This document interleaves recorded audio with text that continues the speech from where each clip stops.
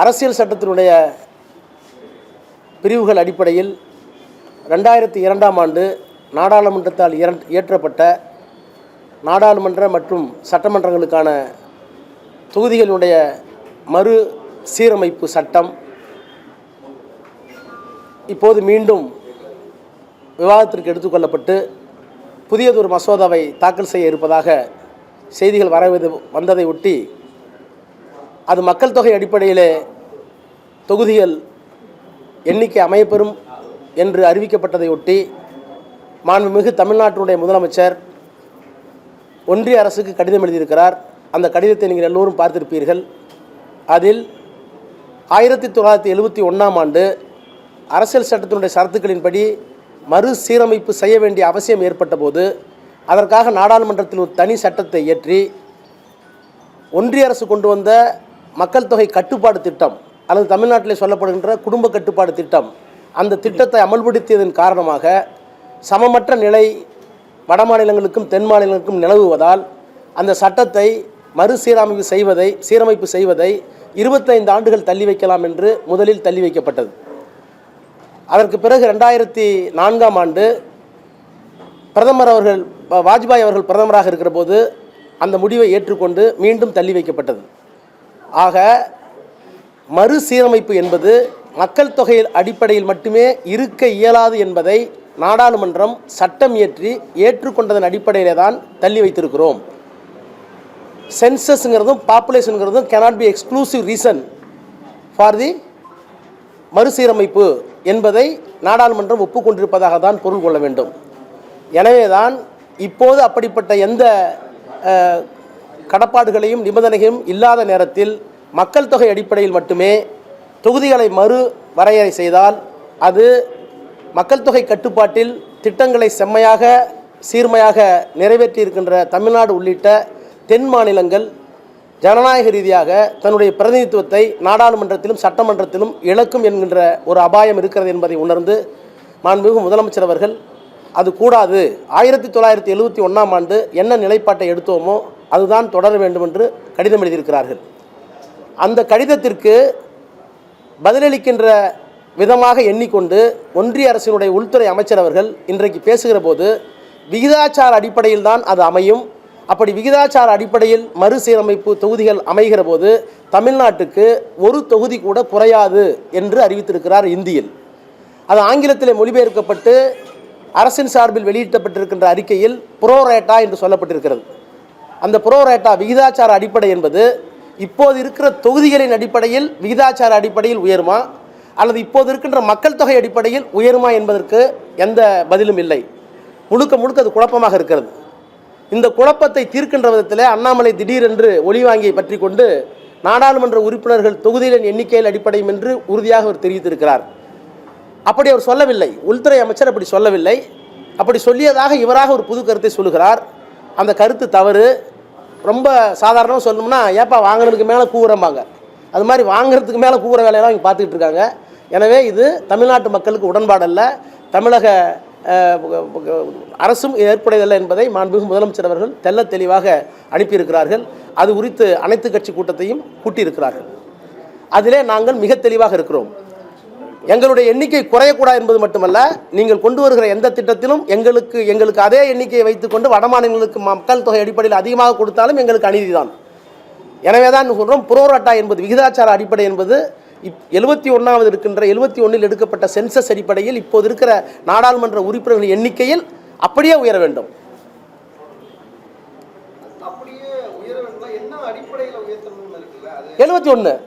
71 மக்கள் தொகை அடிப்படையில் குழப்பருங்கிறதுக்காக தான் அதை ஃப்ரீஸ் பண்ணிட்டாங்க.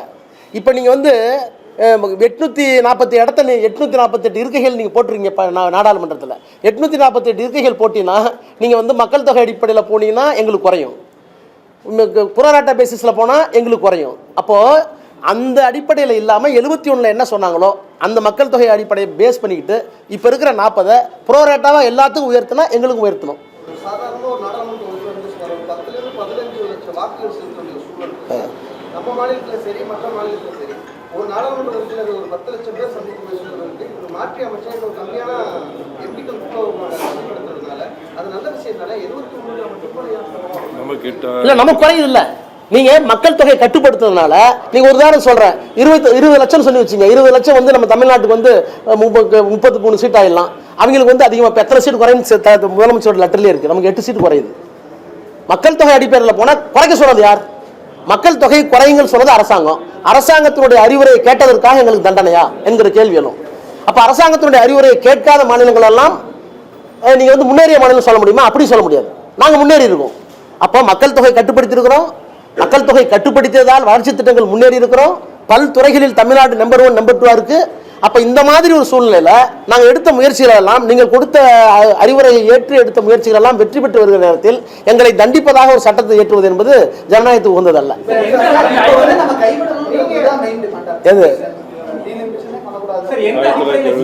டீலிமிட்டேஷன் பண்றதா இருந்தா stick on 1971 because 1971 parliament deliberated willfully and wantonly that the scheme which is being adopted by the southern states gave us some negative impact on population which is not sustainable under law. நீங்க 1971 அடிப்படையை வச்சு நம்ம எப்போ அதை கொண்டு வந்தாலும் ஒரு காலத்துல நம்ம வந்து எப்போ மார்கன் சிறியம் கொண்டு வந்தா எப்பவுமே உத்தரப்பிரதேசம் மகாராஷ்டிரா அதிகமாக ஒரு 20 வருடம் கழிச்சு மக்கள் தொகை வந்து நான் என்ன சொல்றேன், ஒவ்வொரு மாநிலத்திலையும் சமமா இருக்காதுல்ல. அந்த மாநிலத்தினுடைய மக்கள் தொகை எவ்வளவோ அதுக்கு தகுந்த நாடாளுமன்ற உறுப்பினர் தான் 71 பண்ணியிருக்கோம். அதே மாதிரி நம்மளுடைய மக்கள் தொகை எவ்வளவோ அதான் பண்ணியிருக்கோம். இப்போ நீங்க உதாரணமா இதுக்கு மேல நீங்க போனீங்கன்னா நீங்க வந்து நம்மளுடைய தமிழ்நாடு எண்ணிக்கை வந்து நான் பாப்புலேஷன் குறைஞ்சிருச்சுன்னு வச்சுங்க. நாளைக்கு வந்து ஒரு நீட் சம்பந்தமான ஒரு வாக்கெடுப்பு நடக்குது, அல்லது இந்திய எதிர்ப்பு சம்பந்தமான ஒரு வாக்கெடுப்பு நடக்குது, அல்லது தமிழ் கலாச்சாரம் அல்லது ஜல்லிக்கட்டு மாதிரி ஒரு பிரச்சனைக்கு வாக்கெடுப்பு நடக்குது. அப்போ வாக்கெடுப்பு என்ன பண்ணுவாங்க, வட மாநிலங்கள் ஓட்டு போட்டாங்கன்னா நம்மளுடைய குரல் நெரிக்கப்படும். அப்போ வந்து the question will arise whether Tamil Nadu is a part of India or not. Amit Shah பேசுனது தமிழ்ல டிரான்ஸ்லேட் பண்ணி அவங்க பேசும்போது திரும்ப சொன்னது குறையாது. எந்த அடிப்படையில் அவங்க சொல்றாங்க சார்? குறையாது, மற்றவனுக்கு கூட கூடாதுல்ல சார். தமிழ்நாட்டு குறையாது, 39 இருக்கும். உத்தரப்பிரதேசம் 80 120 தானா? உங்களுக்கு பாதிப்பு தானே? சேம் இங்கேயும் ரைஸ் பண்ணணும். அது ரைஸ் பண்ணா ப்ரொபோசல் 71 அது அவங்க தான் கால்குலேட் பண்ணி சொல்லுவாங்க சார். ப்ரோராட்டாங்கறத பிரச்சனை sir. how many seats numerical strength is not a problem. Prorata on what basis? On the basis of population or on the basis of the existing constituency of MP MLAs? அதுக்கு இப்ப எடுத்து படிச்சு பாருங்களேன். நீங்க தான guide பண்ணணும். ஒருவேளை clear பண்ணா எனக்கு சொல்லுங்க. ஊபில இப்ப கரண்ட் பாப்புலேஷன் பேசிஸ்ல பண்ணும்போது இன்கிரீஸ் ஆகும். அது இன்கிரீஸ் ஆகும். இதுவரைக்கும் பரிசு பண்ணவே இல்லையே. பண்ணக்கூடாதுன்னு சொல்லிட்டாங்களே. 71 பண்ணக்கூடாது சார். நான் ஒரு தனி மனிதன் எடுத்த முடியல. நாடாளுமன்றத்தில் வந்து இது குறித்த வந்து விவாதம் வந்திருக்கு. வருகிற போது தான் அவங்களே ஒத்துக்கிட்டாங்க. 1971 நம்ம தான் வந்து குடும்ப கட்டுப்பாடை கொண்டு வந்தோம். அதை வந்து யூபி கேட்கல, பீகார் கேட்கல, ஆனால் தமிழ்நாடு கேட்டிருக்கு, கேரளா கேட்டிருக்கு. அந்த குரல் நியாயம் இருக்கு. அதனால let it be kept in abeyance for 25 years. 25 வருஷம் தள்ளி போடுறதுங்கிறது சாதாரண விஷயமா? அப்படி do deliberation in the parliament. They applied their mind. Annamalai என்ன சொல்றாரு அப்படின்னா பிரதமரோ நாடாளுமன்ற உறுப்பினர் யாருமே பத்தி பேசல. இதுக்கு டிஎம்கே இப்ப எதுன்னு கேக்குறாரு. எது 26ல பண்ணணும்னு சட்டம் யாரு? நாடாளுமன்ற கட்டடம் துவக்கும் போது இடம் பத்தாது, 850 எம்பிகள் வர வேண்டியிருக்கிறது சொன்னது யார்? இல்ல சார், இப்போ அந்த விஷயத்தை கையில எடுக்கிறது ஏன் கேக்குறாங்க சார்? நானா ஒண்ணு கேக்குற புதிய நாடாளுமன்ற கட்டத்தில் எதுக்கு 850 சீட் போட்டீங்க? எத்தனை சீட் போட்டீங்க? அவர் சொல்லியிருக்க ஸ்டேட்மெண்ட் நான் அப்படியே சொல்றேன். அவர் வந்து பார்லிமெண்ட் திறக்கும்போது என்ன சொன்னாரு? இந்தியில சொல்லியிருக்காரு, இன் coming time seeds will increase, MPs will increase, where will they chit. இது வந்து inauguration of parliament new building. அப்புறம் வந்து 2023 செப்டம்பர் சொன்னார், தி task of census and delimitation would begin right after next years general election. 23 சொல்றாரு, அமித்ஷா சொல்றாரு. இந்த ரெண்டு ஸ்டேட்மெண்ட்டுக்கு என்ன அர்த்தம்? இந்த ரெண்டு ஸ்டேட்மெண்ட் நீங்க சொல்லாம இருந்ததுன்னா எங்களுக்கு என்ன அவசியம்? அண்ணாமலை வந்து எவ்வளவு வந்து கருத்து கூடுறா இருக்காரு. ஏன் அவங்க பிரைம் மினிஸ்டர் பில்டிங் நேஷனல் சொன்னாரு? ஏன் 2023 செப்டம்பர்ல வந்து டீலிமிட்டேஷன் சென்சஸ் ஒண்ணா போகும்னு சொன்னாரு? என்ன அவசியம்? What implement on the part of the home minister to say all the statement that prompted us by our chief minister to say something. ADMK என்ன சொல்றாங்க அப்படினா, கோவை சத்தியன் என்ன சொல்றாங்க அப்படினா, தமிழ்நாட்டில் நடக்கக்கூடிய போராட்டத்தை மடைமாற்றத்துக்காக தான் டிஎம்கே வேணா சார், பாவம் சார். சார் வேற பேசுங்க.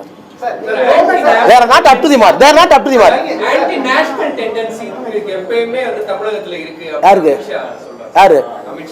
ஆன்டி தமிழின் டெண்டன்சி எப்பவுமே பிஜேபிக்கு இருக்கு சார். ஒரே மொழி, ஒரே பண்பாடு, ஒரே கலாச்சாரம், ஒரே தேர்தல், ஒரே இந்தியா அப்படிங்கிறது டெஃபினெட்லி ஆன்டி தமிழியன் தான், ஆன்டி ரீஜனலிஸ்ட் தான். மாநிலங்களுக்கு எதிரான பண்பு தான் அது. மாநிலங்களுக்கு எதிரான பண்பை நீங்க வச்சுக்கிட்டு நாங்க தனியா இருக்க நாங்க தனியா என்ன அர்த்தம்? அவர் தான் சொல்லணும். Let him del. சார் நாளைக்கு வந்து நான் வந்து ப்ரோரேட்டா என்பது not on the basis of the population, on the basis of the existing numerical strength of the parliamentary constituency சொன்னா we will withdraw the all party meeting. That is a necessity for us. We may go for it. Sir நீங்க எப்பவுமே விஷயத்தை வந்து நாங்க இன்னும் deliberation sir, பாராளுமன்ற வெற்றிக்காகவோ மசோதா வெற்றிக்காகவோ south Indian state தேவையில்லை, நார்த் இந்தியன் ஸ்டேட் வச்சு அதான் அங்க நோக்கம் அப்படிங்கிறதுக்காக சார், அதுதான் அங்க நோக்கம், அதுதான் அங்க நோக்கம். அதாவது வந்து இவங்க வந்து டிஸ்ஆனஸ், ராஜாஜி ஹானஸ். ராஜாஜி வந்து இந்திய கொண்டு வந்தப்ப ஏன் இந்திய கொண்டு வந்து கேட்டப்ப ஏன் எங்களுக்கு இந்திய நோக்கம் இல்ல, சமஸ்கிருதம் நோக்கம் ஓப்பனா சொன்ன சட்டசபையில. It is on record. ஏன்னா ஒரு ஹானஸ்ட் பொலிட்டிஷியன். அமித்ஷாவோ மோடியோ டிஸ்ஆனஸ்ட் பொலிட்டிஷியன். உண்மையை சொல்றது இல்ல, உண்மைக்கு காரணம் தான். சார் நீங்க எல்லாரும் சேர்ந்து PM சம்பந்தமா ஏதாவது மீட் பண்ற மாதிரி ஐடியா இருக்கு? 20 வருஷம் நீங்க மாற்றி அத மக்கள் தொகை வந்து அடிப்படையில கொடுத்தாலுமே எப்பவுமே உங்களுக்கு அதிகமாக அது வரக்கூடாதுங்கிறதான பிரச்சனை. 71 தான் சாரி, தனி மனிதருக்கு சொல்லியிருக்கு அரசியல் சட்டம். ஈக்குவாலிட்டி பிஃபோர் லா, அது மட்டும் முக்கியம் இல்ல, ஈக்குவல் ப்ரொடெக்ஷன் பிஃபோர் லா. எல்லாரும் சமம்னு சொல்லக்கூடாது, சமம்னு சொல்றதுதான். அதே நேரத்தில் எல்லாத்துக்கும் சமங்கிறதுக்கு ஈக்குவல் ப்ரொடெக்ஷன் கொடுக்கணும் ஃபார் ஈக்குவாலிட்டி. இப்போ எங்களுக்கு என்ன தேவைன்னா, நீ கொடுத்த திட்டத்தால நாங்கள் குறைச்சிட்டோம் பிள்ளை பேரை, அதனால எங்களுக்கு ப்ரொடெக்ஷன் இப்போ வேணாமா? நீங்க வந்து ஈக்குவாலிட்டி பேசுறீங்க, நாங்க வந்து ஈக்குவல் ப்ரொடெக்ஷன் பேசுறப்ப ரெண்டுமே அரசியல் சட்டத்தில் இருக்கு. தனி மனிதனுக்கு இருக்கிறது ஸ்டேட்டுக்கும் பொருந்தும். நீங்க எல்லாரும் சமம் சொல்லக்கூடாது, சமமற்றவர்கள் இருக்கிற போது அவங்களுக்கு ப்ரொடெக்ஷன் கொடுக்கணும். நாங்க என்ன சொன்னோம், நான் இப்ப சமமற்ற இருக்கேன், யாரால? ஒன்னால, நீங்க கொண்டு வந்து திட்டத்தால, நீங்க கொண்டு குடும்ப கட்டுப்பாடால. அப்ப நான் சமமற்ற இருக்கிற போது எங்களுக்கு ப்ரொடெக்ஷன் வேணும், ஈக்குவாலிட்டி வேண்டியதில்லை. அது முதலமைச்சர் முடிவு பண்ணுவாங்க, ஆல் பார்ட்டி மீட்டில் முடிவு பண்ணுவாங்க, சிஎம் தான் முடிவு பண்ணுவாங்க. கண்டிப்பா இப்பயே கேட்கிறேன் sir. Sir we are demanding now itself. ப்ரோராட்டாங்கிறது என்ன? Whether it is on the basis of the census or on the basis of existing vacancies, existing number of constituencies. Right. Sir, ஒரே நாடு ஒரே தேர்தல், புதிய கல்விக் கொள்கை, SSC நிதி இத முடிங்க. பாராளுமன்ற மறுவரை இப்பெல்லாம் வந்து மாநிலங்களுடைய குறை இருக்கக்கூடாது, இந்த கூட்டாட்சிங்கிற தத்துவத்தை சிதைக்கும் நோக்கத்தை தான் sir. It is a deliberate attack and assault on the principle of the federalism, federal constitution of India. இவங்க பண்றது எல்லாமே அது. அரசியல் சட்டத்தை திருத்தணும் முயற்சி பண்ணாங்க. இந்தியாவினுடைய குடியரசு துணைத் தலைவர் அரசியல் சட்டத்தை திருத்தணும், அடிப்படை பண்புகளை மாத்தணும், basis of the constitution has to be amended, which was given by 13 judges after 68 day deliberations. 13 நீதிபதிகள் உட்கார்ந்து 68 நாள் விவாதித்து அடிப்படை பண்புகளை மாற்றக்கூடாதுன்னு சொன்னதை இந்தியாவினுடைய குடியரசுத் தலைவர் எந்த அரசியல் சட்டத்தில் காப்புரிமை எடுத்துக்கொண்டாரோ அவர் சொல்லுகிறார் இதை மாற்றணும்னு சொல்றாரு. நாடாளுமன்றத்தில் கேட்டோம், இல்ல நாங்க இல்ல நீங்க போய் சொல்றீங்க, நாங்க பிரிவினை கொண்டாடுன்னு சொன்னேன். They are having no guts. Thank you.